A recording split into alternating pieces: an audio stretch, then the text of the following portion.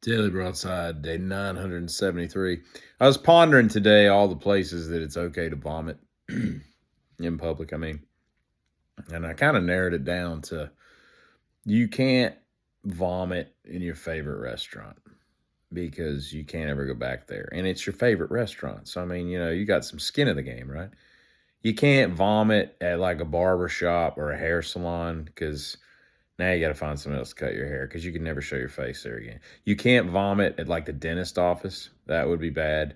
Um, and you can't even do it at the doctor's office. You have to find a new doctor because unless you're there for like a poisoning or something, they're giving you like Ipecac syrup, something to induce vomiting, where we expect you to vomit. You can't be vomiting in there, even though they're medical professionals and they'd be totally fine with it. And they get a CNA. I don't guess they have CNAs at the doctor. I don't know who would clean that up at the, thing. And that's really the biggest part of it too, is the embarrassment that makes you not be able to go back to that establishment, but also who is the low man on the totem pole at fill in the blank business that has to clean up the vomit. If you vomit over the glass screen of the, I guess glass isn't a screen, but over the glass in a Subway and just load up all the container, the olives, the lettuce, everything's just got vomitus in it. That would just be a disaster. But somebody's got to clean that up, right? Everybody can't just quit. I guess the manager has to come in and be like, well, everybody quit. I guess I got to clean up the vomit here at 9 o'clock at night and shut everything down. I don't know really how that works. I've worked in restaurants, but I've never had anybody vomit. I do remember that at the school, when I was in middle school, the janitor's closet I saw one day had some kind of like plastic bin. I can't remember what it was called, but it was clearly to clean up vomit. And it was just like a thing of sawdust or kitty litter or something like that. But it was like, vomit be gone or something. It was something there, a catchy little name. I'm sure I could Google it and find something akin to that.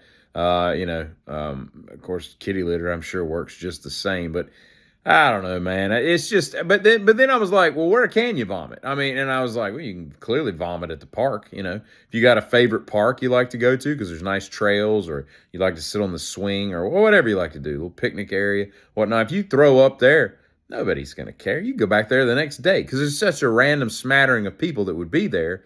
Nobody would ever know. And in the off chance that somebody be like, is that the dude over there that vomited here yesterday, that threw up on the slide, Yeah, I think it is. That's just such a far-fetched thing. So you could do it at parks. You could do it at national monuments. You could go to the Washington Monument and throw up all over everybody, the shoes of a park ranger. It doesn't matter because, you're not, unless you live in Georgetown or something, you like going there a lot, you're not going to be back anytime soon. So, you give it 2 or 3 months, a year, 2 years, whatever. You flip back into town. Nobody's going to be like, sounding an ooga horn, saying, hey, there's the dude that, threw up all over Park Ranger Smith. So I'm just saying, like, it is, if I've got several favorite restaurants, right? Like go-to places that I just enjoy going to. If I threw up in one of those places, there's enough of a faction there that would remember me as often as I go there. I wouldn't be able to do it. And so you really gotta, and I guess the moral of the story is, nobody likes to throw up. Although I say that, you always feel better when you throw up. It's a hell session when you're going through it. But once you come out the other side, you usually, almost always, feel a hell of a lot better. Whether you've been drinking too much or you just ate something bad or whatever. Once that's out of your system, you're like, all right, let me clean my face off and get the snot back in my nose and we'll go on about our life. But, when you do that in public, and I can remember a couple times in the cafeteria and once in elementary school where some kids threw up at school, and I just thought to myself, I'd go home and tell my parents, we got to move. Like, y'all going to have to find new jobs because we're not even moving to a nearby city. We got to go to, like, Minnesota. We got to go to Tulsa. We got to move to, like, Des Moines. We got to get the hell out of here because we can't stay. No, I'm talking now. Like, y'all need to pack, parents. That kind of thing. Tell your boss, just, send him a text. You're not going to be in tomorrow because we're packing the U-Haul. Can you rent a U-Haul this late? Tell them we got a vomit emergency. That kind of thing. So that's what was on my mind tonight as I got home. And I'll tell you what I don't trust is I don't trust anybody that rings my doorbell. And I don't have doorbells, but theoretically, if I did, I took them off. I find it's the way to go. But if someone rang a doorbell that I had and then proceeded to step backwards off the porch or away from the door a good 4 or 5 feet, I don't trust that person immediately, because obviously they're there for some nefarious reason that I'm not cool with. They're there to sell me something, try to con me into doing so. I don't. That's a telltale sign that you don't need to be on my porch. And I just learned tonight that Brett James, the singer. I guess he's not a singer. He's a songwriter.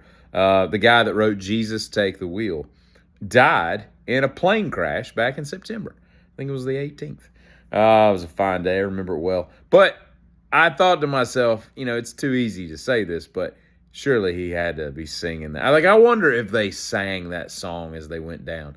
Jesus Take the Yoke, or whatever it's called in a plane.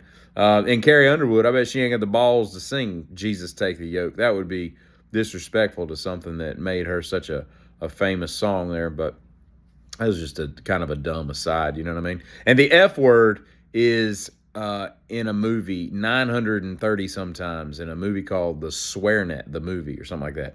It's from like 2014. It broke the record of the F word documentary that obviously had 800 some, because I just discussed the F word, which is pretty good. I've seen part of that. And then after that is like third place is like The Wolf of Wall Street, which I recently watched. A lot of nudity in that movie. I didn't remember that. A lot of nudity for a Scorsese film. I'm just saying. Taxi Driver didn't have all that. Raging Bull didn't have all that. Last Temptation, After Hours. They don't have a lot of that. I mean, got some, but not like The Wolf of Wall Street. Now I get it was germane to the story, but here's the thing, right? The F word is said like 8 times a minute in that movie. And I got to tell you, I say that to say this. As I watched the footage from Minnesota, that is got to be, they break that record every 4 minutes. Like they're doing the whole movie every 4 minutes. There's so many F-bombs coming out of those crowds. It's insane. Like, you got to be tired. They must go home, hang their fedora up, take their scarf off and hang it up. And I'd be like, God, it was a tough day at the office. Just all that cussing. A lot of cussing, a lot of vomiting, a lot of soliciting, and a lot of going down in a plane. Y'all have a good one.